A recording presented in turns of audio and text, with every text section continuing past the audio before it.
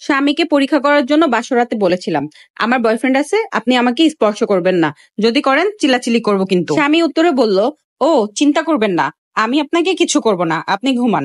স্বামীর কথায় বুঝলাম আমার স্বামী সত্যি অনেক ভালো, তাই ভাবলাম 1-2 মাস তার সঙ্গে এভাবেই মজা করব, পরবর্তীতে সব খুলে বলবো। একটু আশ্চর্য হয়ে স্বামীকে জিজ্ঞাসা করলাম, সত্যি আপনি আমার কাছে আসবেন না, নাকি আমি ঘুমাইলে আসবেন?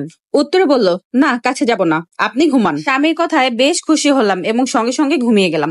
পরের দিন সকালবেলায় চিল্লাচিল্লির আওয়াজে আমার ঘুম ভেঙে গেল।